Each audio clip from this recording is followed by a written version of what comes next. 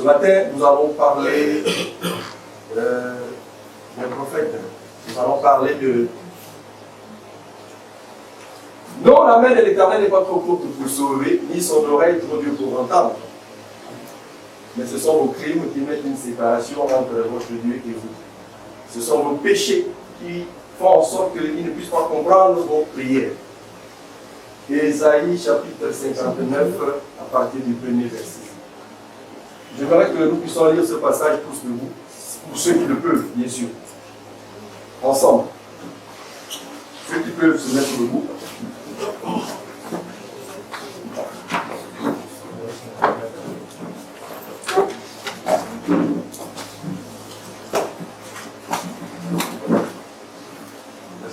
Ésaïe chapitre 59, à partir du premier verset jusqu'au verset 4.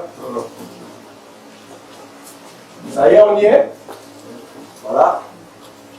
1, 2, 3, c'est parti. Non, la main de l'Éternel n'est pas trop courte pour sauver, ni son oreille trop dure pour entendre, mais ce sont vos crimes qui mettent une séparation entre vous et votre Dieu. Ce sont vos péchés qui vous cachent sa face et l'empêchent de vous écouter. Car vos mains sont souillées de sang et vos doigts de crime. Vos lèvres profèrent le mensonge, votre langue fait entendre l'iniquité. Nul ne se plaît avec justice, nul ne plaît avec droiture.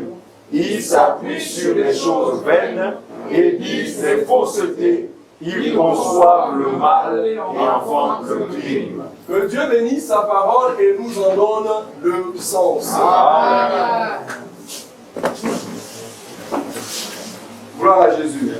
Bien maintenant le Seigneur, vous savez, autrefois, lorsque je lisais ce passage, émanant bien sûr de l'enseignement que nous avons reçu autrefois, nous le comprenons autrement. Non, la main de l'Éternel n'est pas trop courte pour sauver, ni son oreille trop dure pour nous entendre. Mais ce sont vos crimes, vos péchés qui vous éloignent. Donc autrefois, on le comprenait vraiment de manière charnelle. Et on se disait que, effectivement, voilà, c'est par rapport à ce que nous pouvons faire au quotidien qui fait en sorte que plus nous pratiquons des mauvaises œuvres, plus nous sommes dans la fausseté, dans le mensonge. Voilà, c'est ce qui fait en sorte que la main de l'Éternel ne puisse pas nous sauver ou encore que nous ne puissions pas jouir ou bénéficier de la faveur de Dieu. Et ça, c'est propre à l'enseignement que nous avons reçu aussi. Voilà. Donc c'est propre à l'enseignement que nous avons reçu. Et c'est comme ça comment le monde, sinon les charnels, conçoivent ce passage. Or ici, quand Ésaïe nous parle, il dit non, la main de l'Éternel n'est pas trop courte pour sauver. Donc la main de l'Éternel n'est pas trop courte pour sauver.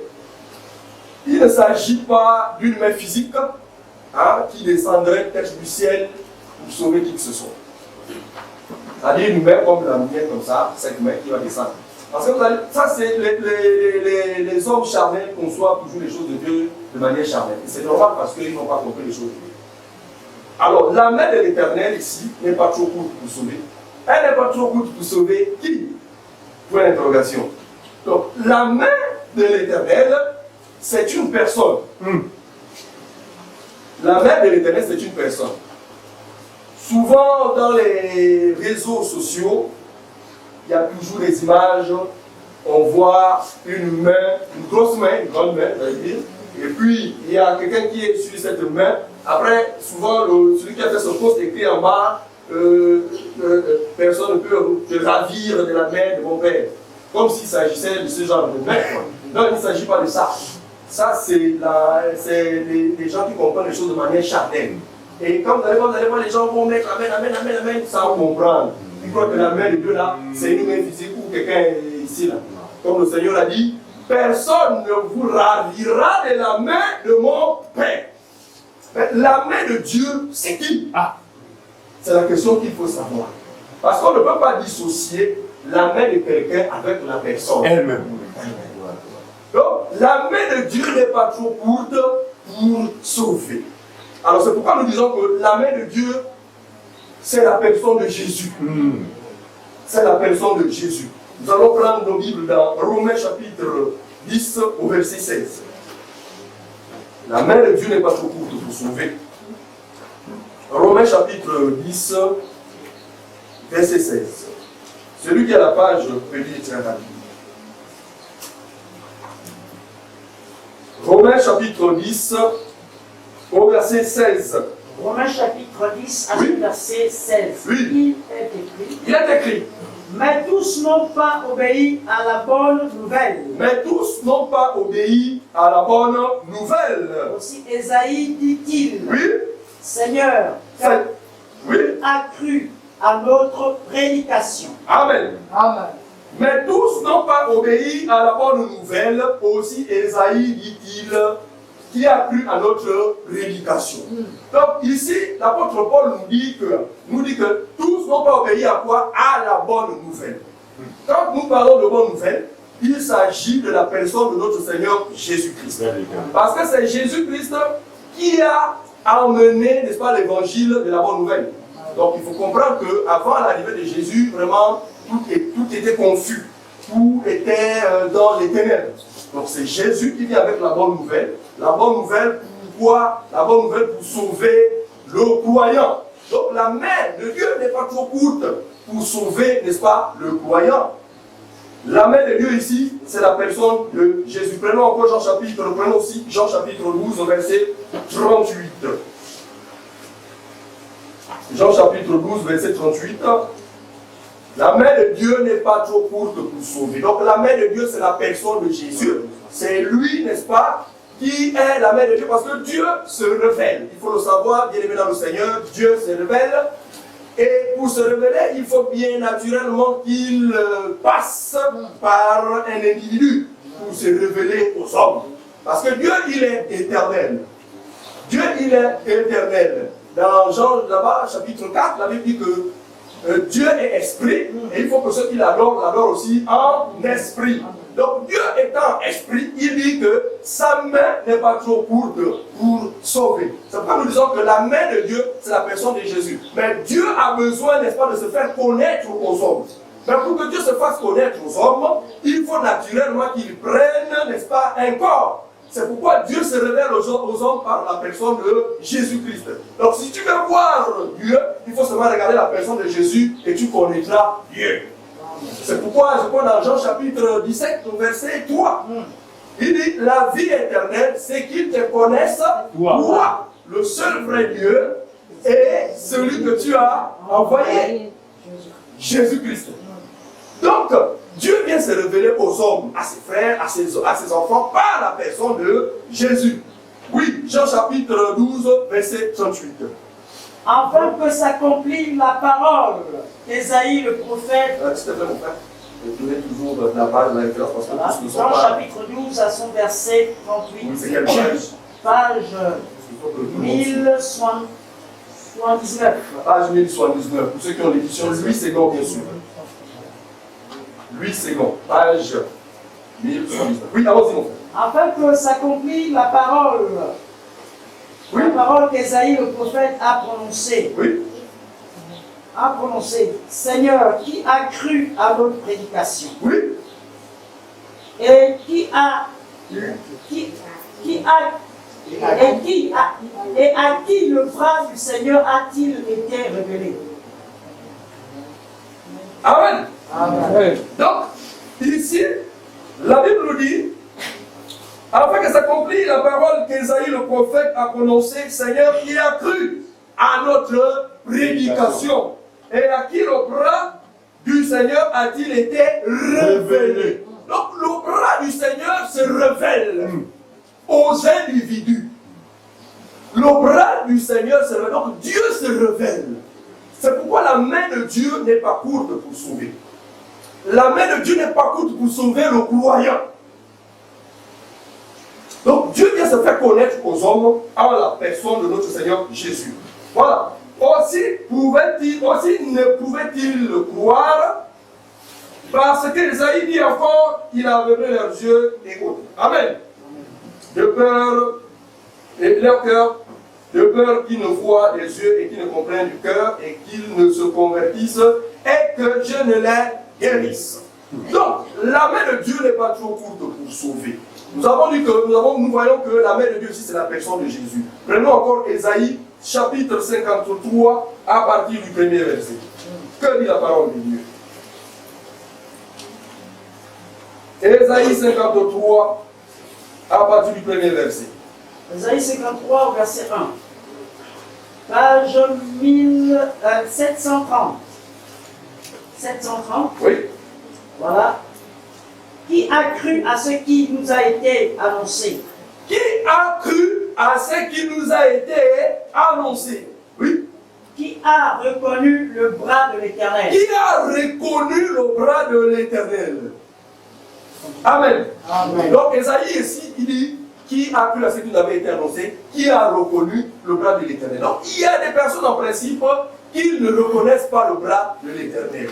C'est pourquoi la Bible, c'est pourquoi Ésaïe, dans Ésaïe 59, il dit, la main de Dieu n'est pas trop courte pour sauver, ni son oreille trop dure pour entendre. Donc la main de Dieu ici, c'est la personne de notre Seigneur Jésus. C'est pourquoi, lorsque Moïse fait la rencontre de Dieu, n'est-ce pas, au buisson ardent, la Bible nous fait comprendre quelque chose. Prenons Exode chapitre 3, à partir du verset 7. Donc la main de Dieu, c'est la personne de Jésus. Donc Dieu se révèle toujours.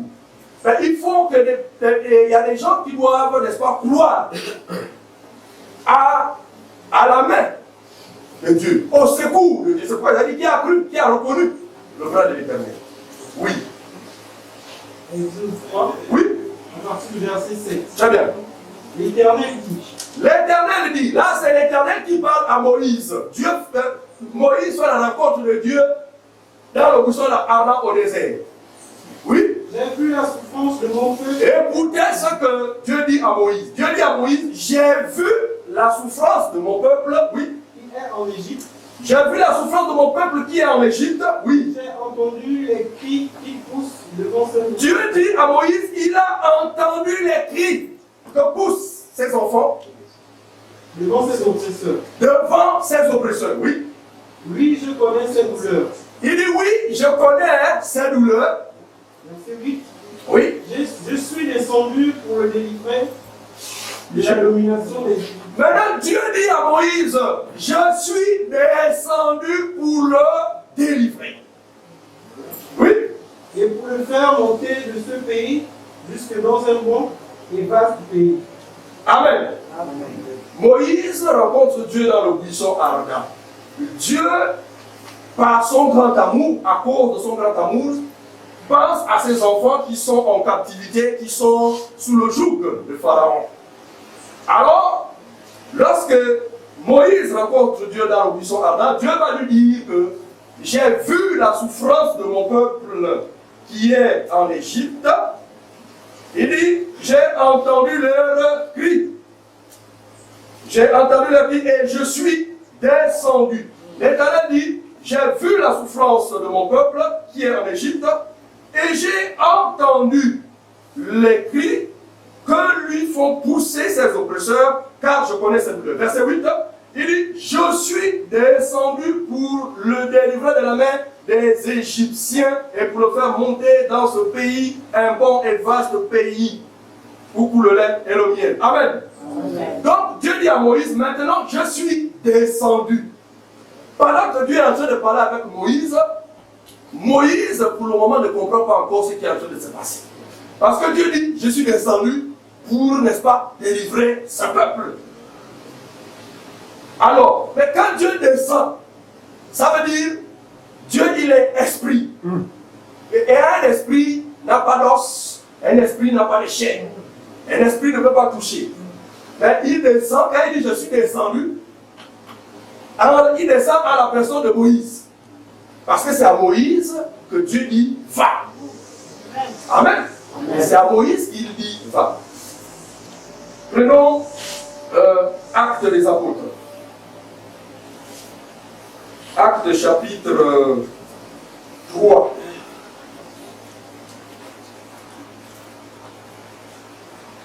Donc, prenons Actes chapitre 7, c'est mieux. Versets 34 à 37. Actes chapitre 7. Actes chapitre 7. Actes chapitre 7, verset 34 à... Verset 34 à 37. Oui. J'ai vu la souffrance de mon peuple qui est en Égypte. Oui. J'ai entendu ses gémissements Très bien. et je suis descendu pour le délivrer. Et je suis descendu pour le délivrer. Ce sont les recommandations de Dieu à Moïse. Donc Dieu descend via la personne de Moïse. Oui. Maintenant, va, je Regarde. t'enverrai en Égypte. Il dit à Moïse, maintenant, va. Donc quand Dieu dit, je suis descendu, en principe, il descend en une personne, c'est la personne de Moïse. Il dit Amen. maintenant, va. Va. Oui. Ce Moïse qu'il avait renié en disant, qui t'a établi chef et juif. Regardez, Moïse, lorsqu'il a été suscité en Égypte, il a vu deux Hébreux qui étaient en train de se maltraiter l'un l'autre. Il les a exhortés à la paix. Mais celui qui maltraitait l'autre a dit, qui t'a établi juge, qui t'a établi notre juge. Il avait dit que celui qu'ils ont dit qui t'a établi juge, mais celui que Dieu a envoyé pour lui, frère, continue. C'est lui que Dieu envoya comme chef Oui. et comme libérateur avec l'ange de l'Éternel. Avec l'aide de l'ange de l'Éternel.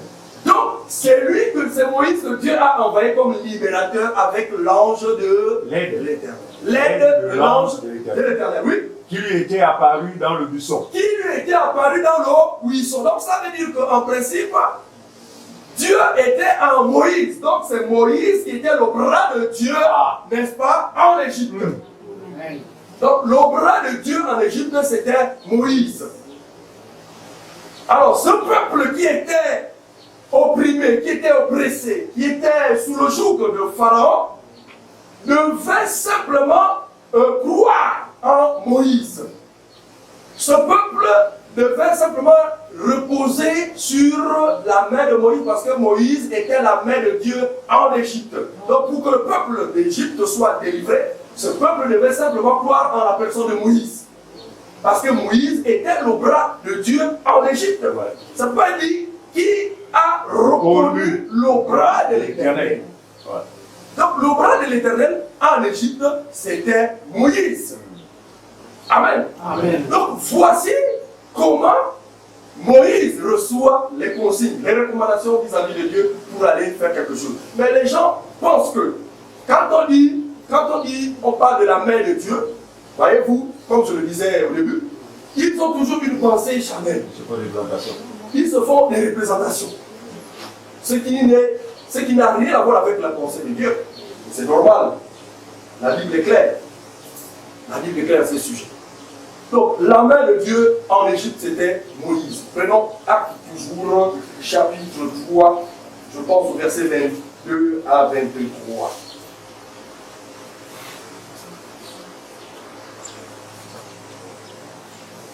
Actes chapitre 3, Oui, verset 22.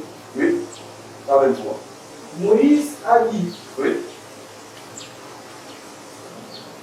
Oui, Moïse a dit, en effet, à nos ancêtres, oui, le Seigneur votre Dieu fera guérir pour vous, parmi vos frères, un prophète comme moi. Vous l'écouterez oui. dans tout ce qu'il vous dira. Vous l'écouterez dans tout ce qu'il vous dira. Celui qui n'écoutera pas ce prophète sera exterminé du milieu du peuple. Amen. Amen.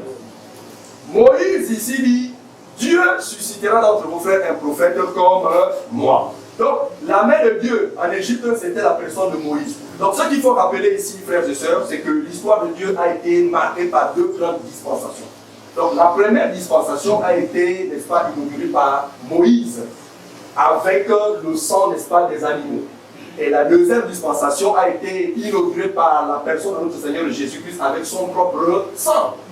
Donc, ici, Moïse, qui a représenté Dieu sous ce temps-là, dit que Dieu, dans Deutéronome, je pense, chapitre 18 au verset 15, ou 15-18, 18-15, oui, lis-le rapidement, frère. Deutéronome, chapitre 18, verset 15. Dieu suscitera du milieu de vous un prophète comme moi. Donc, Moïse est en train d'annoncer l'arrivée, n'est-ce pas, d'une nouvelle dispensation. Parce que nous avons dit que, autrefois, la main de Dieu en Égypte, c'était la personne de Moïse. Maintenant, ce Moïse-là, qui était la main de Dieu en Égypte, annonce une nouvelle dispensation. Il dit, Dieu va vous susciter du milieu de vos frères un prophète comme moi. Donc, il est en train d'annoncer la venue, n'est-ce pas, du Messie. Il est en train d'annoncer la venue de notre Seigneur Jésus-Christ. Parce que Moïse est le type de Jésus. Donc le vrai Moïse, c'est la personne de notre Seigneur Jésus-Christ. Moïse n'était qu'une image. C'est pourquoi la Bible dit que l'ancienne alliance est l'image. Et l'ombre, voilà, des choses à venir. Et non l'exacte représentation. Donc l'Ancien Testament est l'ombre des choses à venir. Oui, frère, s'il vous plaît, le passage.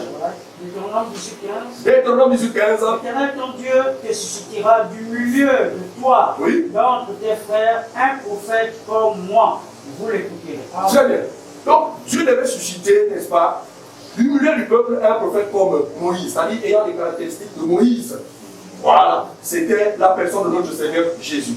Et dans, n'est-ce pas, cette dispensation, donc la dispensation de la nouvelle alliance qui a été inaugurée par la personne de Jésus, avec son propre sang, donc lui aussi vient jouer pratiquement le même rôle que Moïse a joué lorsque Moïse était, n'est-ce pas, en Égypte. Donc ce qu'il faut souligner, c'est que l'Égypte, c'est l'image du monde. L'Égypte typifie le monde.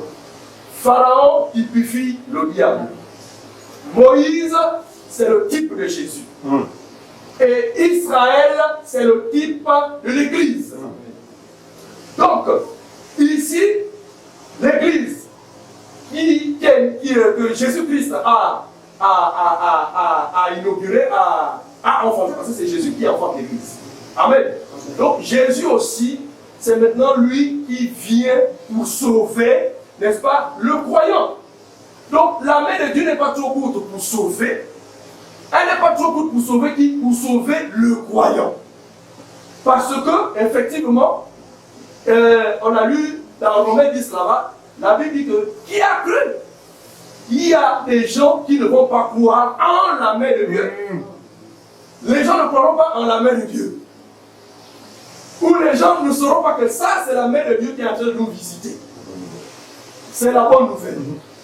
Alors, lorsque on ne croit pas en la main de Dieu, bien aimé dans le Seigneur, à partir de ce moment, nous sommes ce que l'apôtre Paul a appelé, n'est-ce pas, les ennemis de la croix. Parce que nous ne croyons pas. Donc, les incrédules, voilà. Ce sont les incrédules qui sont ce que l'apôtre Paul a taxé de l'ennemi de la croix.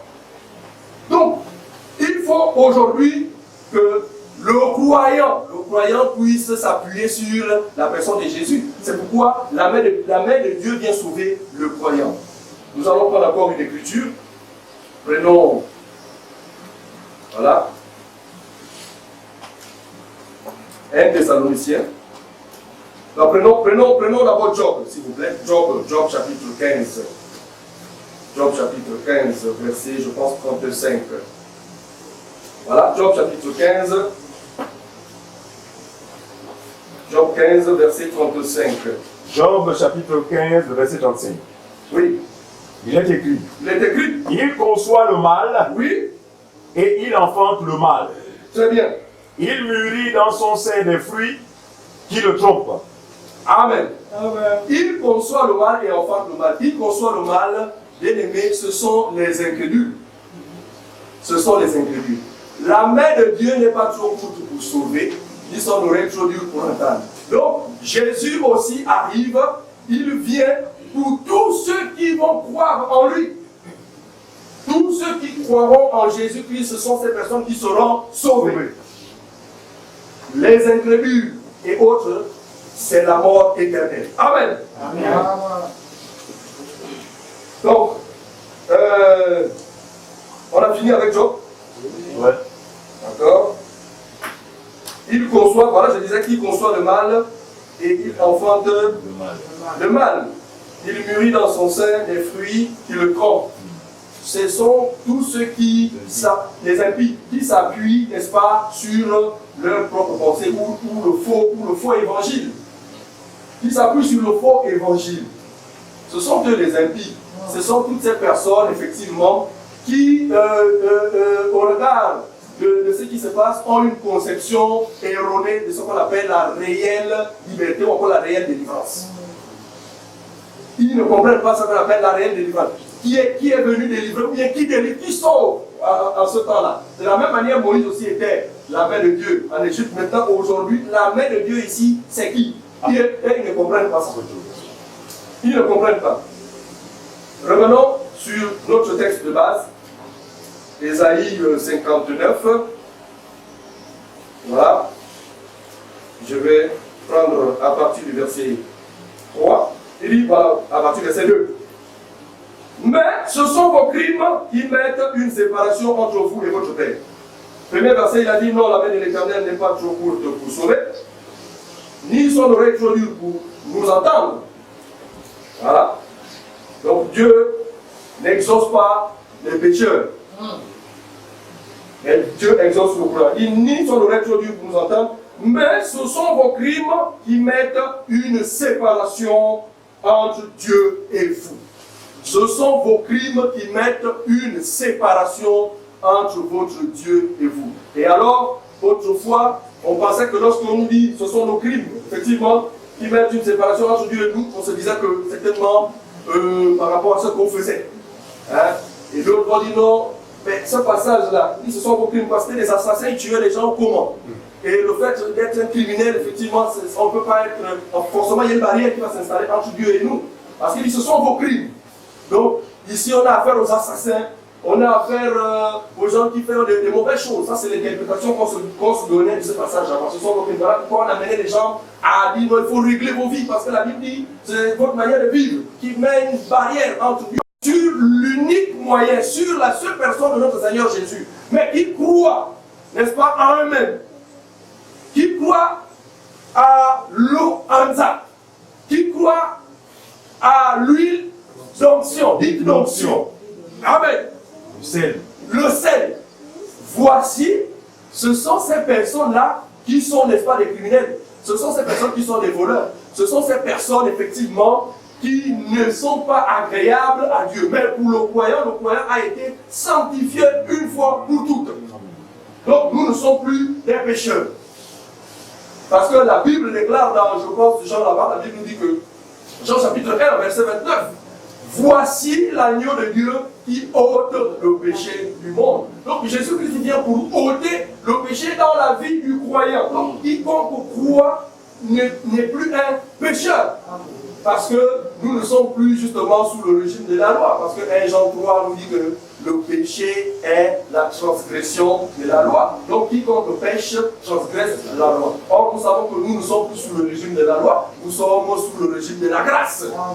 Donc à la personne de Jésus, le péché n'a plus de place dans la vie du croyant, mais ce sont les incrédules.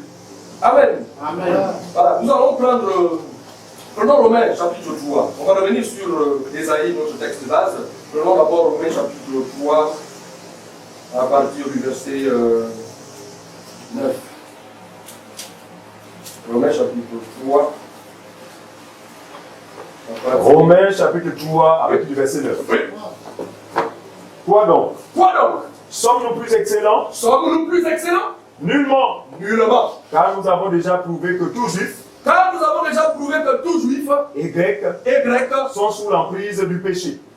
Ici, l'apôtre Paul dit que nous avons déjà prouvé que tout juif et tout grec sont sous l'emprise du péché. Donc, les juifs et les non-croyants, tout le monde sont sous l'emprise. Et les non-juifs. Et les non-juifs, et les non-juifs sont sous l'emprise du péché, l'emprise du péché, oui. Selon qu'il est écrit, il n'y a point de juste. Voilà, il n'y a point de juste. Pas même un seul. Pas même un seul. Ici, avant l'arrivée, n'est-ce pas, de la bonne nouvelle de Jésus, c'est-à-dire avant Christ, il n'y a point de juste, pas même un seul.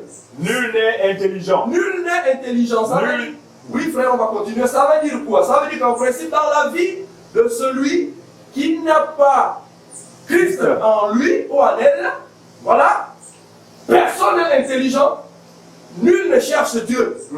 Oui, frère. Tous sont égarés.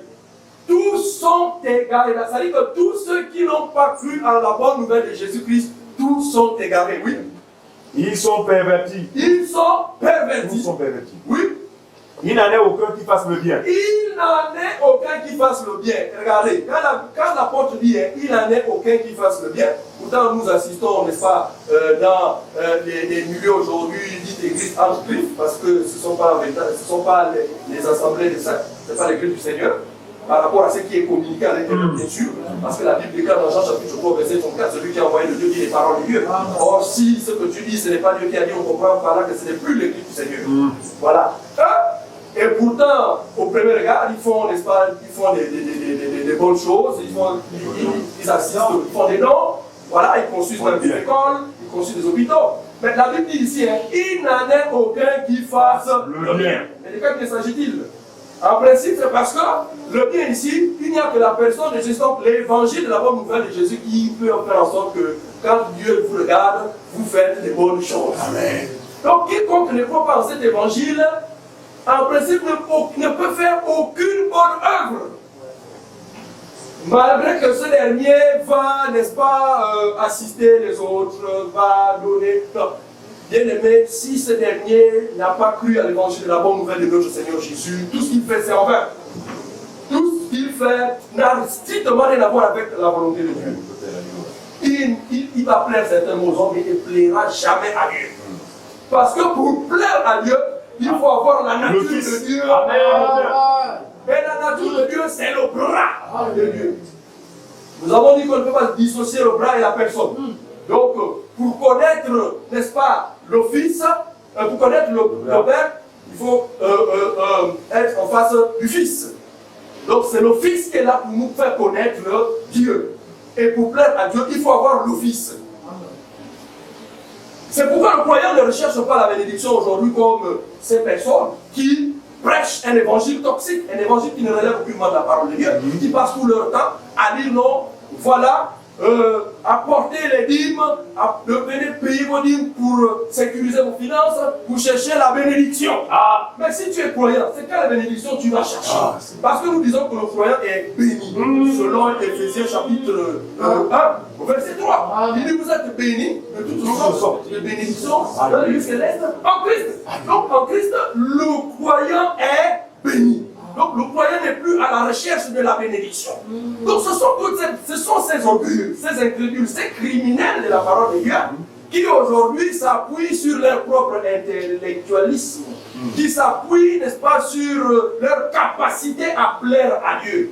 Donc nous disons ici que pour que nous puissions plaire à Dieu, ce n'est pas par rapport à nos efforts personnels que chacun de nous va essayer de mettre en pratique. Ça c'est un faux évangile, c'est un faux message. Et je pense Galates chapitre 1 au verset 6 à 8 est clair là-dedans. Oui, si tu peux nous le lire rapidement.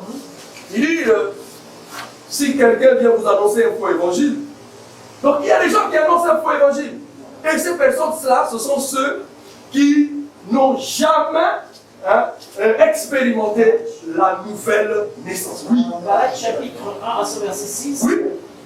Je m'étonne, d'abord je ne pas dire je m'étonne, oui. Que vous vous détourniez si promptement de celui qui vous a appelé. Que vous vous détourniez si promptement de celui qui vous a appelé, oui. Par la grâce de Dieu. Par la grâce de Dieu. Par la grâce de Christ pour passer à un autre évangile. Pour passer à un autre évangile. Donc vous voyez que quand l'apôtre parle comme ça, en principe c'est parce qu'il y a des gens qui viennent prêcher un autre évangile. Mais il rectifie, dit. Non pas qu'il y ait un autre évangile. Non pas qu'il y ait un autre évangile. Mais il y a des gens qui vous troublent. Voilà, il y a des gens qui vous troublent. Le trouble ici, c'est quoi? Le trouble, c'est quand un soi-disant prophète, un soi-disant pasteur dit « Maman, je vois un cafard dans ton ventre ». Donc là, c'est le trouble qu'il est en train d'apporter en toi. Or, la bonne nouvelle n'est pas là pour nous troubler les gens, mais la bonne nouvelle vient réjouir les cœurs. Si quelqu'un commence à voir les cafards dans ton ventre, tout de suite, il va apporter encore le trouble. Donc il y a des gens qui veulent venir troubler l'évangile. Qui vient de troubler? Oui, frère, continue. Il y a des gens qui vous troublent. Il y a des gens qui vous troublent avec le faux message. Et qui veulent renverser l'évangile de Christ. Et on a l'impression que ce faux message veut renverser la vérité. Mais il ne peut pas renverser la vérité. impossible. C'est impossible. La vérité finit toujours par triompher. La Bible dit que les deux sémences, n'est-ce pas, deux sémences, le Seigneur a planté la bonne sémence. Et dans la nuit, pendant que les gens dormaient, l'ennemi est venu planter, n'est-ce pas, la mauvaise sémence. Et lorsque les ouvriers sont arrivés dans le champ, ils ont trouvé la présence délivrée donc de la mauvaise sémence. Ils sont allés voir le maître, mais n'as-tu pas planté la bonne sémence? Où sort maintenant qui est livré? Laisse-moi aller, parce que le Seigneur dit non, non, laissez les deux sémences croître ensemble. Et lorsqu'on essaie de voir, on voit que sur la première vue d'œil, effectivement, la mauvaise sémence semble vraiment prendre de l'ampleur. Mais nous disons que la bonne sémence, elle est là. La bonne sémence va toujours aller crescendo. La bonne sémence va toujours aller. La bonne sémence aura toujours de l'impact dans la vie du croyant. Amen. Donc, voici tous ceux qui aujourd'hui n'ont pas cru. Ce sont ceux-là qui s'appuient effectivement sur ces faux-là. Ces faux prophètes qui viennent prophétiser un évangile qui ne relève nullement de la parole de Dieu. Où on vous dit que non, la délivrance passerait par la savonnette. Voici des gens qui ne reconnaissent pas l'opéra de Dieu. Ils ne reconnaissent pas la main de l'Éternel. Ils ne reconnaissent pas que la véritable délivrance, c'est la personne de notre Seigneur Jésus. Et quiconque croit en lui, il est libre, frère. Jean chapitre 8, à partir du verset 31 à 32, il dit, si vous demeurez dans ma parole, vous êtes véritablement mes disciples, vous connaîtrez la vérité, celle-ci vous affranchira. Affranchir veut dire libre. Donc c'est Jésus-Christ en principe qui délivre. C'est Jésus la main de Dieu. C'est Jésus la main de Dieu. Mais pour les autres, effectivement, qui s'appuient sur eux-mêmes, bien évidemment, le Seigneur, c'est pourquoi le prophète Job, que nous avons lu tout à l'heure, a dit, ils conçoivent, et là nous allons revenir rapidement dans Job, voilà, il dit, ils conçoivent le mal. Concevoir le mal, c'est quoi? C'est-à-dire, c'est accepter la fausse doctrine, accepter le faux enseignement, accepter les dogmes, accepter les stratégies pour exploiter, arnaquer les ignorants. Voici concevoir le mal. Frère, relis-nous ce passage. Ils conçoivent le mal et enfantent le mal. Oui, c'était dans Job, je crois. Job 15, verset 5. Oui. Ils conçoivent le mal et enfantent le mal. Job chapitre 15, verset 35. Voilà. Ils conçoivent le mal et enfantent le mal. Il mûrit dans son sein des fruits qui le trompent. Donc, lorsqu'il a conçu le mal, il enfante le mal. C'est-à-dire qu'il reçoit le faux enseignement, il reçoit le faux évangile, il enfante le faux évangile, et cet évangile-là lui trompe. Ça va lui tromper pourquoi? Parce que pour lui, il est convaincu, il est sincère dans ce qu'il fait, mais il va se retrouver sincèrement dans le lac des feux. Parce que pour lui, il croit que, effectivement, là, il est dans la bonne direction. Il ne sait pas qu'il est totalement égaré. Donc, ces fruits-là le trompent par rapport à la sémence qu'il reçoit. Donc, la sémence qu'il reçoit, il enfante aussi ça. Mais comme il croit, ça veut dire que ces fruits-là vont lui tromper. Plus tard, Job est clair. Il dit, voilà, dans son sein, des fruits qui vont finalement pas le tromper. Prenons aussi Osée chapitre 10 au verset 43.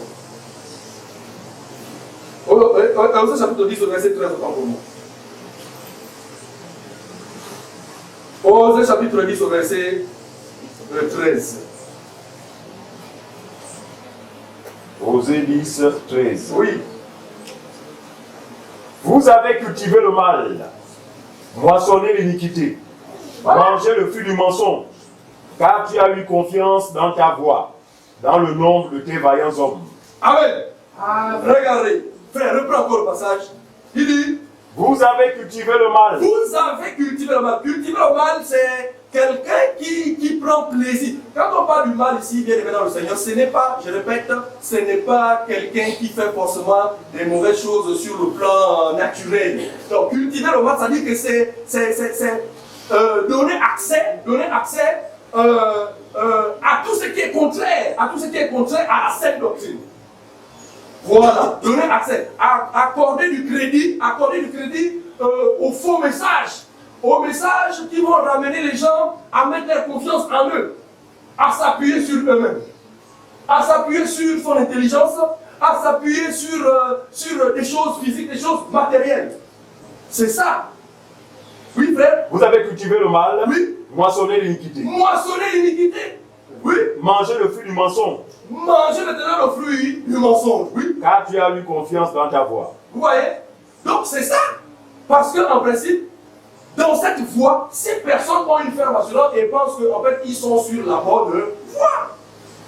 Ils ont confiance en cette voie. Quelle voie? C'est-à-dire une autre voie. Sinon, lorsqu'on parle de voie, on parle de chemin. Or, nous n'avons qu'un seul chemin. Amen. C'est Jésus-Christ dans Jean chapitre 14, verset, je pense 6, qui dit « Je suis le chemin, la vérité et la vie ». Donc le chemin qui nous mène à Dieu, c'est la personne de notre Seigneur Jésus. Mais eux, ils ont, n'est-ce pas, confiance à un autre chemin.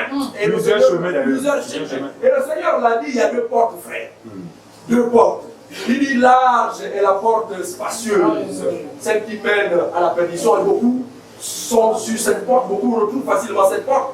Mais étroite et resserrée, la porte qui mène à la vie. Peu retrouvent cette porte. Donc nous sommes sur la porte, n'est-ce pas, qui est étroite et resserrée. Donc le chemin de la vérité est la vie. C'est la personne de notre Seigneur Jésus. C'est pourquoi, effectivement, il est venu pour nous sauver. Afin que, peu importe aujourd'hui la vie que certaines personnes vivent. Parce que bien aimé, ce qu'il faut connaître, c'est que nous avons été connus de Dieu avant même la fondation du monde. Parce que si nous prenons la Bible, nos Bibles dans Jérémie, la Bible dit, je te connaissais même avant que je ne te forme au sein du ventre de ta maman. Jérémie, je pense, chapitre 1, verset 4. J'étais consacré et établi prophète. Ça veut dire Jérémie était, n'est-ce pas, prophète même avant même de naître. Donc avant même qu'il ne soit même dans le ventre de sa maman, il était déjà prophète. Donc Dieu nous a connus avant la fondation du monde. C'est pourquoi aujourd'hui, bien aimé dans le Seigneur, il peut arriver qu'à un moment donné, nous nous retrouvions, n'est-ce pas, dans des maisons de pompes funèbres. Suivez mon regard, lorsque je parle des maisons de pompes funèbres, il s'agit ici des endroits où la mort est communiquée. Voilà, ce sont les endroits, nous qualifions ça des maisons de pompes funèbres, parce que c'est la mort qui est à l'intérieur. Alors quiconque aujourd'hui ne s'appuie pas sur la personne du Seigneur Jésus, quiconque ne croit pas à la bonne nouvelle de notre Seigneur Jésus, bien aimé, c'est la mort. Parce que lorsqu'on parle de l'Oanza, on parle de l'huile dite d'onction, c'est la mort. Donc il peut arriver qu'on peut se retrouver dans ces endroits pour l'instant. Oui. Mais autant choisi par Dieu, lorsqu'on va écouter l'évangile de la bonne nouvelle de Jésus, bien aimé dans le Seigneur, nous allons sortir de ces milieux et nous allons entrer, n'est-ce pas, dans la bergerie où est le grand et le vrai pasteur, qui est la personne de notre Seigneur Jésus-Christ. Donc nous avons été connus. C'est pourquoi, lorsque Jésus vient, il vient pour ses enfants, qui, à cause d'un temps, étaient encore en captivité dans le monde, asservis par, n'est-ce pas, les pratiques, les fausses pratiques, la tradition, le wiki, le djebel et autres. On était asservis dans toutes ces choses. C'est pourquoi le Seigneur vient, c'est pour nous en sortir de ces milieux, pour nous amener à lui. Il est venu pour nous. Il n'est pas venu pour tout le monde. Parce qu'en Égypte, bien aimé dans le Seigneur, c'était Moïse qui était la main de Dieu en Égypte. Mais les Égyptiens ne pouvaient en aucun cas se retrouver dans l'assemblée des enfants d'Israël. Parce que Moïse n'était pas parti pour les sauver. C'est pourquoi aucun Égyptien ne pouvait croire à Moïse. Amen. Donc c'est pourquoi aussi notre Seigneur Jésus, lorsqu'il arrive, c'est pour ses enfants qui sont encore en captivité, qui vont écouter ce message, qui vont écouter l'évangile de la bonne nouvelle. Ils vont sentir quelque chose en eux, va les interpeller. C'est pourquoi il dit, je connais mes brebis, je les appelle par leur nom. Donc quand il dit, je connais mes brebis, je pense que c'est Jean chapitre 10. Quand il dit, je connais mes brebis, je les appelle par leur nom ici, il ne s'agit pas de notre nom maternel qu'on nous a donné. Que, par exemple, moi je m'appelle Mboum. Non, ce n'est pas de ce nom-là. Il dit, je les connais par leur nom. Leur nom c'est quoi? Lorsque l'évangile est est dévoilé, lorsque le mystère caché de tout le temps est dévoilé, bien aimé, ceux qui écoutent, ceux qui sont prédestinés pour la vie éternelle, ressentent quelque chose brûleux au dedans d'eux. C'est ça le nom, c'est ça ton nom, c'est que tu ressens en ce moment-là. Lorsque tu écoutes l'évangile sorti, l'évangile de la bonne nouvelle, l'évangile de Jésus-Christ qui libère, bien aimé, il y a un impact dans la vie, n'est-ce pas, de ceux qui sont appelés au salut. Il y a quelque chose qui se passe, peut-être que les mots ne peuvent exprimer, mais dans le cœur, nous ressentons cela. Il faut comprendre que c'est ton nom que Dieu est en train d'appeler. C'est ton nom que Jésus est en train d'appeler. C'est pourquoi il dit, je connais mes brebis et je les appelle tous par leur nom. Bien-aimé dans le Seigneur. Donc nous sommes les brebis du Seigneur. Et il est venu pour ses brebis. De la même manière, Moïse a été suscité en Égypte pour le peuple Israël. Israël, c'est le type de l'Église. Israël, c'est le type de l'Église. Donc, et Moïse, c'est le type de Jésus-Christ. C'est comme ça qu'on explique les choses de Dieu. C'est pourquoi Ésaïe 34, prenons-le rapidement. Ésaïe 34. Ésaïe chapitre 34. Voilà. À partir du verset 16. Je vais le lire pour vous. C'est la page 711. Pour ceux qui ont lu, c'est bon. Ésaïe chapitre 34, au verset 16. Consultez le livre de l'Éternel et lisez-le. Ah, c'est Ésaïe qui dit ça. Il dit, aucun d'eux ne fera défaut. Il dit, consultez le livre de l'Éternel. Voilà. Et lisez-le. Aucun d'eux ne fera défaut. Ni l'un ni l'autre ne manqueront. Car c'est sa bouche qui l'a ordonné. C'est son esprit qui les rassemblera. Donc les choses de Dieu, c'est l'esprit de Dieu qui fait en sorte que on ait la pensée de Dieu au travers, n'est-ce pas, de la parole de Dieu, au travers des Écritures. Donc l'esprit de Dieu rassemble les choses de Dieu. On ne doit pas connaître Dieu ou apprendre Dieu comme aujourd'hui on voit certaines personnes qui vont faire des études, des écoles théologiques. Pendant 1 an, 2 ans, 3 ans, ils sortent de là, on lui donne un diplôme avec une toge. On dit non, tu peux commencer à aller exercer. Tu es apte. Tu es apte. Et bien aimé dans le Seigneur, et lorsqu'on regarde aussi nos jeunes frères là, par exemple mon frère Bilal et tout, quand il va bientôt finir, lui aussi, il aura il va aller soutenir licence, la toge, il est apte à trouver le travail, lui aussi. Mais quand vous regardez ces deux personnes, est-ce qu'ils ne sont pas pareils? Ils sont pareils, il n'y a aucune différence. Donc c'est la mondialité. La Bible dit que nous sommes crucifiés pour le monde, comme le monde aussi est crucifié pour nous. Ne vous conformez pas. On ne doit pas se conformer. Romains chapitre 12. On ne doit plus se conformer. Ne vous conformez pas au siècle présent. Mais soyez transformés par le renouvellement de l'intelligence afin de discerner quelle est la volonté de Dieu, ce qui est bon, agréable et parfait. Donc on n'apprend pas Dieu dans les écoles théologiques, mais Dieu, comme je le disais, il se révèle. Dieu se révèle. 1 Corinthiens chapitre 15. 1 Corinthiens chapitre 15 à partir du premier verset. 1 Corinthiens chapitre 15. 1 Corinthiens chapitre 15. Oui, à partir du premier verset. À partir du premier verset. Oui. Je vous rappelle, frère. Je vous rappelle, frère. L'évangile que je vous ai annoncé. L'évangile que je vous ai annoncé. Que vous avez reçu. Que vous avez reçu. Dans lequel vous avez persévéré. Dans lequel vous avez persévéré. Et par lequel vous êtes sauvés. Et par lequel vous êtes sauvés. Si vous le retenez. Si vous le retenez. Tel que je vous l'ai annoncé. Oui. Autrement. Vous auriez cru en vain. Vous auriez cru en vain. L'apôtre Paul dit que je vous rappelle, frère, que l'évangile que je vous ai annoncé, que vous avez reçu, dans lequel vous avez persévéré, et par lequel vous êtes sauvés. Donc, l'évangile que l'apôtre Paul a prêché, c'est cet évangile en principe qui nous fait quoi? Qui nous sauve. Et si vous le retenez tel que je vous l'ai annoncé, autrement, vous aurez cru en vain. Donc, il faut simplement demeurer justement dans ce qui a été fait par nos prédécesseurs. Parce que dans Éphésiens chapitre 2 au verset 20, il dit vous avez été édifiés sur le fondement des apôtres et des prophètes, Christ même étant la pierre angulaire. Donc nos prédécesseurs, lorsque nous examinons ce qu'ont fait nos prédécesseurs, et dans le Seigneur, personne n'a prêché les miracles, la prospérité. Personne n'a prêché l'élévation. Personne n'a prêché les voyages, les visas, les mariages et autres.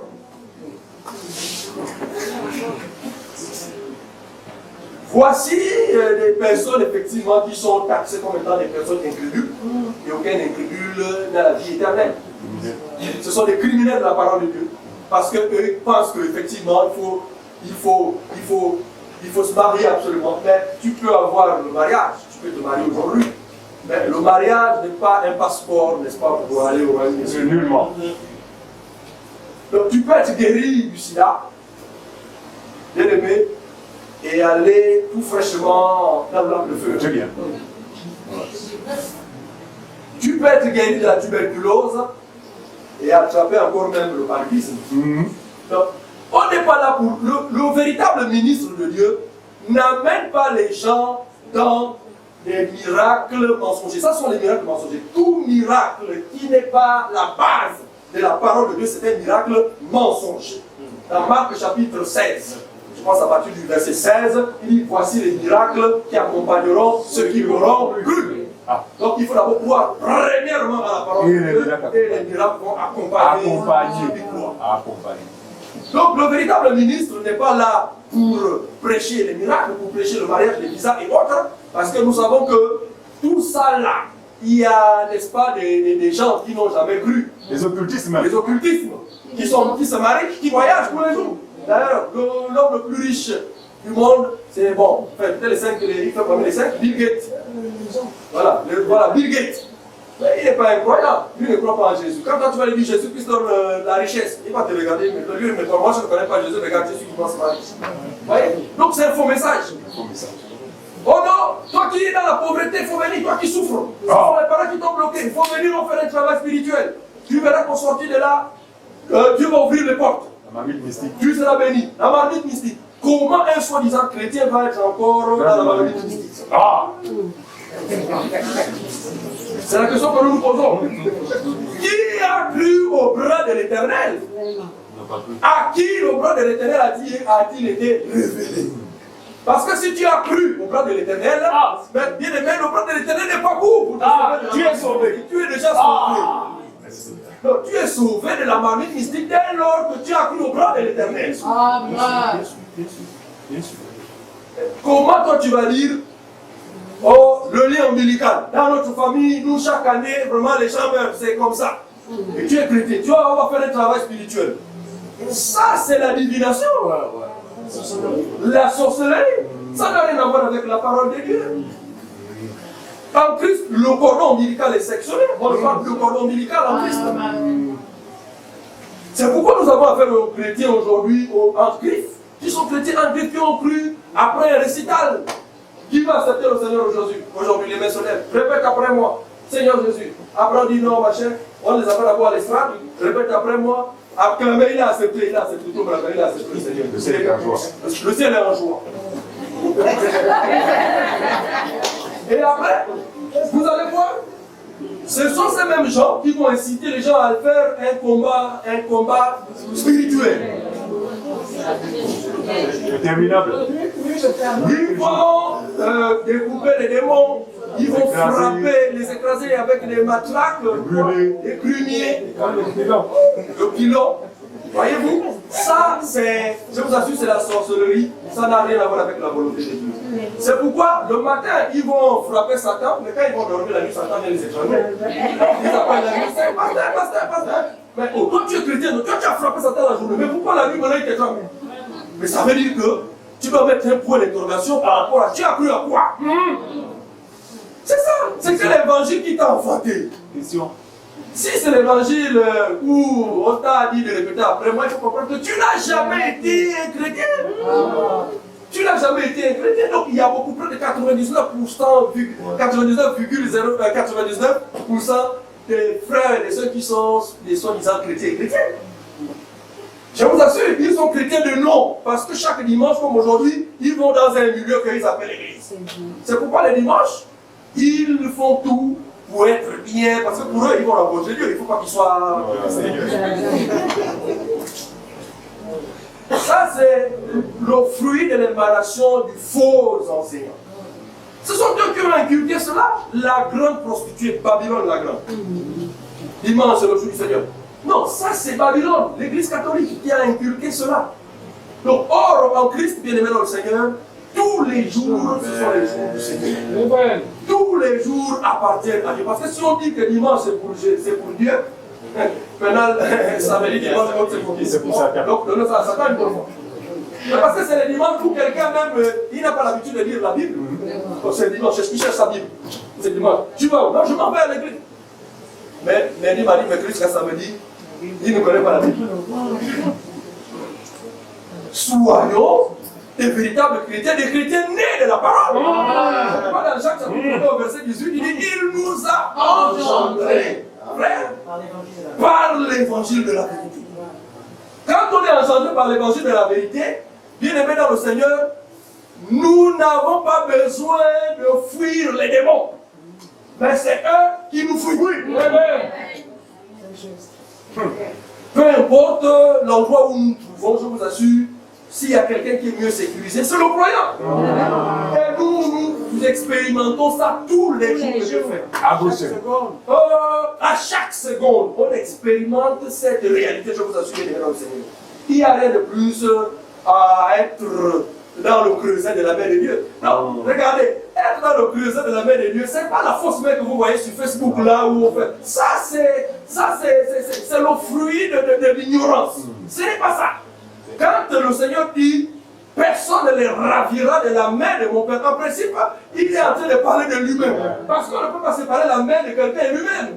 Il dit, personne ne peut les ravir de la main de mon Père. Ça veut dire que personne, en fait, si quelqu'un est en Christ, personne ne peut venir toucher le croyant. Parce que notre vie est cachée dans les lieux célestes en Christ Jésus. Et il y est éternellement. Éternellement. Donc, pour que, par la personne de Jésus, le Corinthiens chapitre 5, verset 17, si quelqu'un est en Christ, il est une nouvelle créature. Les choses anciennes sont passées, voici toutes choses sont devenues nouvelles. Donc, bien aimé, la sécurité véritable se trouve en la personne de notre Seigneur Jésus. Donc, toutes ces personnes aujourd'hui qui se mettent à faire la promotion, n'est-ce pas, ou l'apanage des miracles et autres, comprenez une bonne chose, ces personnes n'ont jamais réalisé la main de Dieu, le secours de Dieu. Ils ne connaissent pas le secours de Dieu, ils s'appuient sur eux-mêmes. Ils s'appuient sur eux-mêmes. Mais bien aimé, nous appuyons sur Jésus. Mais avant Jésus, il y avait des choses sur quoi chacun de nous aussi s'appuyait. Autrefois, chacun s'appuyait sur le Briti, parce qu'on pensait que le Briti, ça là, c'est Nzambe Kana. Et autre, le Niembe, enfin, j'en passe. La tête du singe. La tête du singe. On s'appuyait sur ça autrefois. Et on était convaincus que la sécurité véritable, Dieu se trouve dans la tête du singe. Oui. Parce que le British connaît Dieu. Mais quand je dis connaît Dieu, je dis pas de Dieu. Ils ont même la Bible. Mais c'est pourquoi la main de Dieu, c'est pourquoi Jésus-Christ vient pour nous sortir de cette captivité. Voici la raison de la venue de notre Seigneur Jésus. Il vient pour nous enlever, pour nous sortir de ces endroits. Donc maintenant, désormais, en Christ, bien aimé, on est, je dirais, je ne sais pas comment je peux l'expliquer, mais je vous assure, en Christ, on est libre. On n'est plus sous aucun joug. C'est pourquoi je crois dans Matthieu chapitre 28, 11 ou 11, 28, c'est selon, je crois. Il dit, venez à moi tous qui êtes fatigués et chargés, prenez mon joug, car il est doux et léger. Donc le joug du Seigneur est doux et léger, pourquoi? Parce que c'est en principe c'est lui-même qui le porte.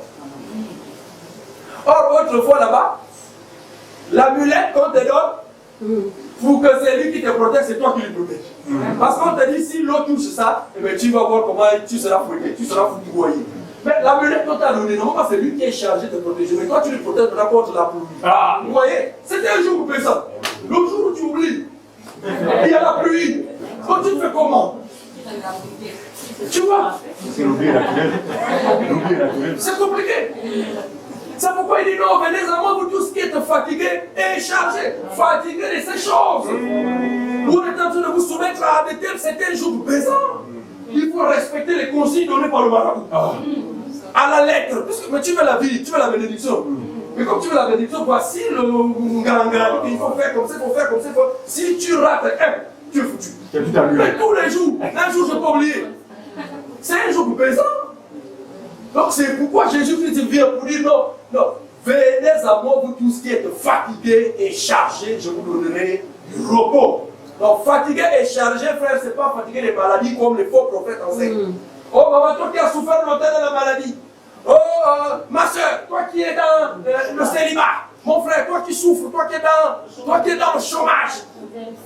Toi qui es dans le chômage. Faut venir. Non. Non.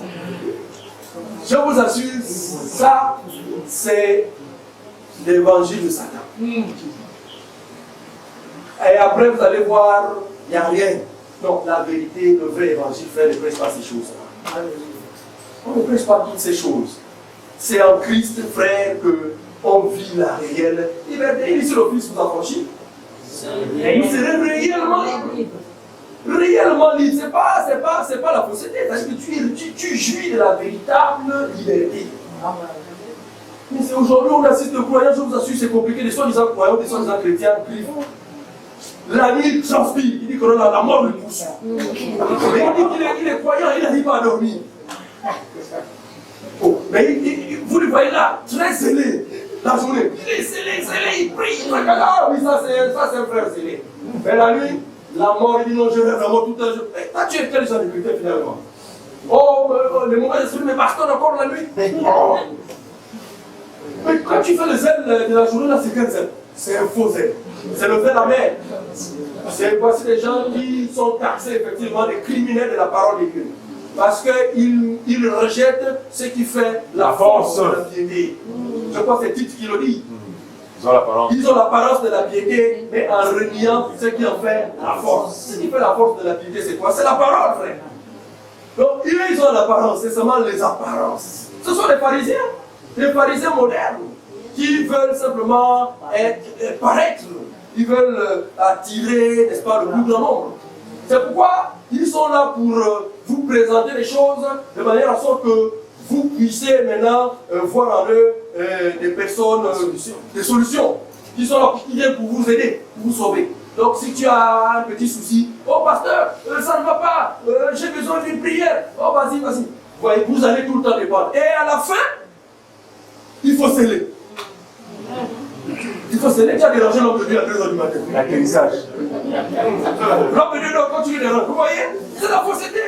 Non, la Bible dit que tu as reçu gratuitement, donné gratuitement. Non, si vraiment ça. Mais l'atterrissage, c'est toujours ça. Et toi-même, même quand tu appelles là, tu es déjà conscient, tu te dis, ah, alors là, j'appelle l'homme de Dieu.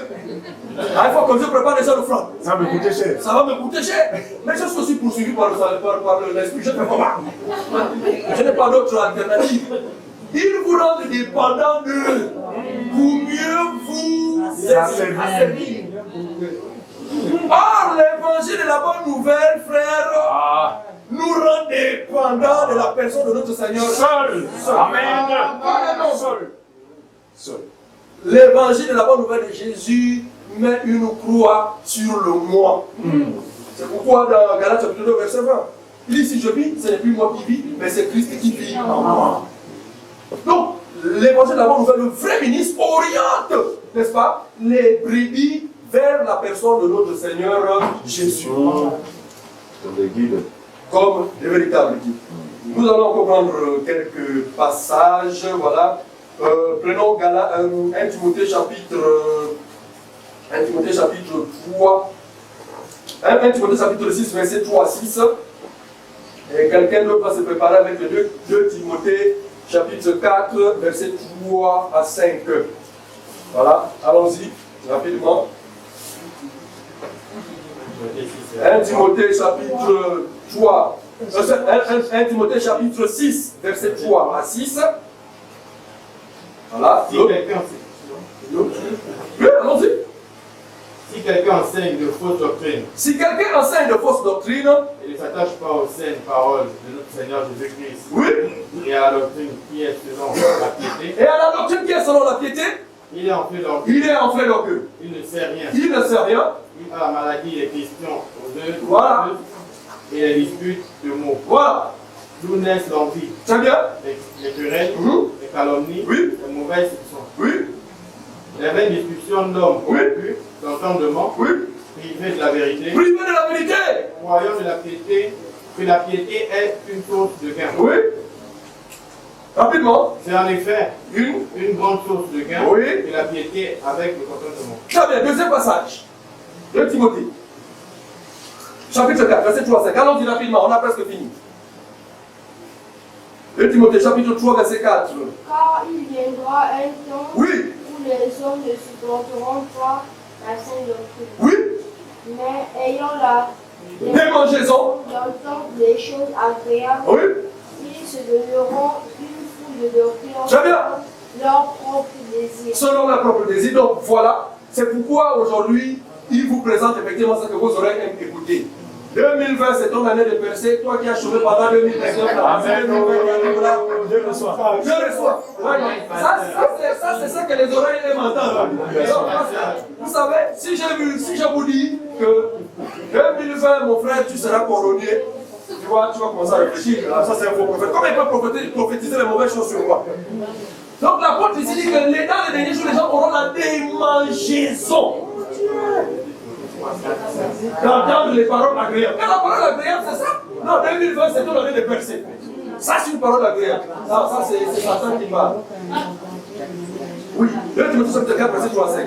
Oui, bon, prenons aussi, oui. Oui, prenons 1 Thessaloniciens, chapitre 2, verset 13. Allons-y rapidement. 1 Thessaloniciens, chapitre 2, verset 13. 1 Thessaloniciens, chapitre 2, verset 13. 1 Thessaloniciens, chapitre 2, verset 13. Oui. C'est pourquoi C'est pourquoi, nous rendons continuellement grâce à Dieu oui, en recevant la parole de Dieu oui, que nous vous avons faite. Oui. Donc, vous l'avez reçue. vous l'avez reçu, Non comme la parole des hommes, non comme la parole des hommes, mais ainsi qu'elle est véritablement comme la parole de Dieu qui agit en vous qui croyez. Amen. Amen. 2 Thessaloniciens, chapitre 2, verset 13. 2 Thessaloniciens, rapidement, on a presque fini. 2 Thessaloniciens, chapitre 2, verset 13. Oui, Il est écrit ce qui suit. oui, Pour nous, frères, bien-aimés du Seigneur, nous devons à votre sujet rendre continuellement grâce à Dieu. oui, Parce que Dieu vous a choisi dès le commencement pour le salut, par la sanctification de l'Esprit et par la foi en la vérité. très bien. Amen. Amen. Donc, bien aimés dans le Seigneur, nous avons été choisis par Dieu pour la sanctification depuis le commencement. Et c'est pourquoi, pour nous, la main de Dieu, elle est salutaire pour nous. Nous nous appuyons sur la main de Dieu. Quand on parle de la main de Dieu, c'est la personne de notre Seigneur Jésus-Christ. C'est lui qui est la main de Dieu. Amen. Alors pour les autres bien-aimés, c'est pourquoi nous avons pris tous ces passages aujourd'hui. Hein? Dans les derniers temps, les gens qui vont avoir la démonstration d'entendre les paroles agréables. Voici les gens qui se passent dans la main de Dieu. C'est pourquoi ils présentent déjà les paroles agréables. Donc ils flattent les gens par rapport à l'évangile qu'ils présentent aux gens. Ils n'ont qu'un seul but. En présentant cela, les gens vont sauter sur ça. C'est comme lorsque un pêcheur va pêcher, je vais terminer par ça. Lorsqu'un pêcheur va à la pêche, il met ses mains, il choisit de mettre ses deux mains dans la boue. Il accepte de tremper les mains dans la boue parce qu'il a un but. Il fouille la boue pour chercher quoi? La part. Parce que la part, c'est le meilleur aliment du poisson. Il a retiré la part, il met la part, il prend l'hameçon, il met la part dans l'hameçon, il jette. Quand il jette, lorsque le poisson observe, n'est-ce pas, la part dans l'eau, le pauvre, ignorant, ne sachant pas que derrière la part, il y a l'hameçon, la vitesse qu'il court là-bas pour venir avaler la part, eh bien, il finit sa course dans la glacière. Il quitte dans la glacière, il va dans la marmite. Il part dans la marmite, c'est dans le ventre. Dans le ventre, dans le secret. Dans le secret. Regardez la ruse avec laquelle le pécheur a employé pour pouvoir attraper le poisson. C'est la même manière que ces faux prophètes procèdent. C'est le même procédé. Ils vous présentent des choses que vous aimez entendre, mais parce qu'ils ont un but. Donc leur but, c'est de vous garder captifs. C'est-à-dire que vous êtes là, ils vont vous escroquer, je vous assure, à un niveau qui ne dit pas son nom. Voilà, ils vont vous dire. C'est exactement la même chose. Donc, bienvenue dans le Seigneur, la main de Dieu.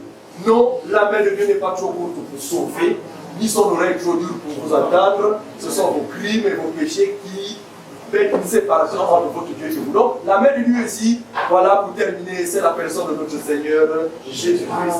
Voici vraiment ce que Dieu a mis dans mon cœur pour partager avec vous ce matin. Que Dieu bénisse sa parole. Amen.